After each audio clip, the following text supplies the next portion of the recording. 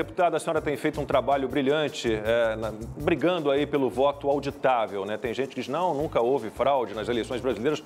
Não temos como saber, né? Não é auditável.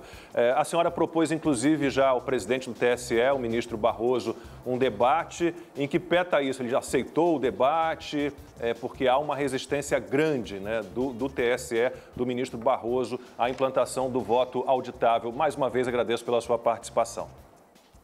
Obrigada, Lacom, obrigada pelo convite. É muito bom poder falar para um público tão seleto e antenado, né, sobre essas questões como o voto auditável.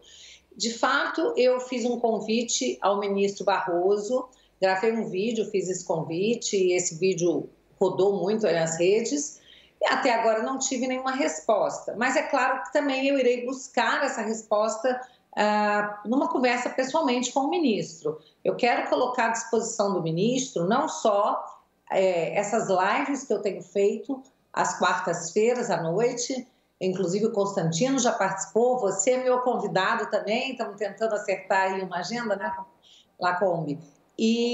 Mas também o espaço da comissão especial.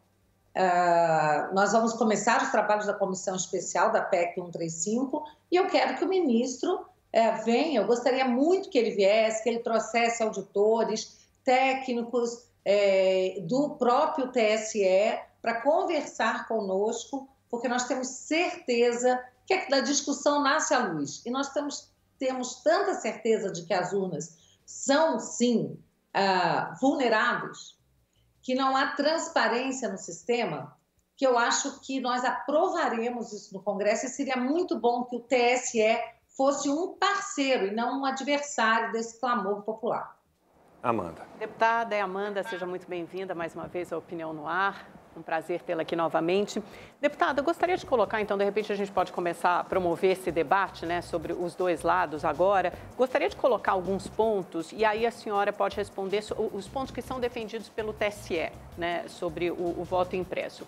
O tribunal argumenta que as urnas são, sim, confiáveis e auditáveis, porque passam por vários testes de segurança, depois tem um boletim de urna impressa, tem urnas que são escolhidas aleatoriamente, depois tem uma consultoria independente que faz análise dessas urnas. Então, eles dizem que nunca houve nenhuma comprovação de fraude e vários presidentes de diferentes alas ideológicas foram eleitos desde que as urnas eletrônicas começaram, né? Fernando Henrique, Lula, Dilma, Bolsonaro. Então, portanto, não há nenhuma evidência de que o voto, de que a vontade popular estaria comprometida. Depois eles colocam algumas questões, por exemplo, como seria para cegos e analfabetos, porque aí você tem com o voto impresso, você tem que conferir o voto impresso e aí sim concordar e aquele voto é liberado. Então, poderia ter um risco de violação desse voto, né? E o voto é secreto. Se houver discrepância também entre o voto eletrônico e o voto depositado nas urnas, na contagem nas urnas, qual deve prevalecer?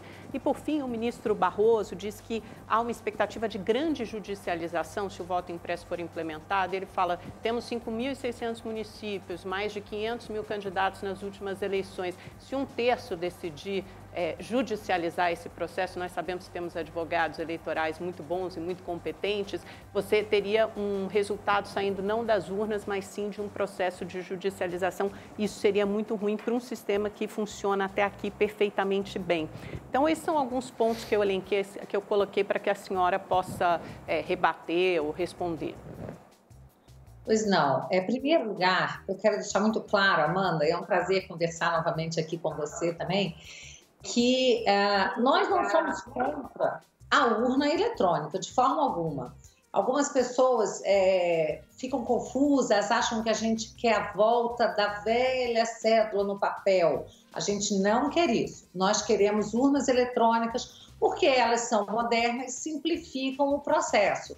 Mas elas têm que estar a serviço da nossa Constituição e de um sistema que seja seguro, transparente e auditável, e não o contrário. O ordenamento jurídico não pode se curvar à tecnologia. A tecnologia tem que estar a serviço do ordenamento jurídico. Então, quando o ministro diz que há o risco de judicializarmos muito as eleições, eu quero deixar claro que, primeiro, essa não é a intenção, até porque a auditoria feita, ela é extrajudicial e ela vai dar ao eleitor e ao candidato a segurança de que se ele perdeu, foi porque, de fato, ele não teve número de votos suficientes e vai acabar terminando com aquela dúvida, né? Será que eu realmente perdi? Será que houve fraude? Esse tipo de dúvida e insegurança não é bom para a democracia. Mas tem um detalhe, Amanda, a Constituição Federal, no artigo 5º, que é o dos direitos e garantias fundamentais, que são cláusula pétrea, não podem ser alterados nem por emenda, diz no inciso 35 que a lei não afastará do judiciário lesão de direito ou ameaça de lesão. Portanto, se um candidato acha que foi lesado, ele tem que poder recorrer ao judiciário. Se nós temos um sistema que impede isso, de cara esse sistema é inconstitucional.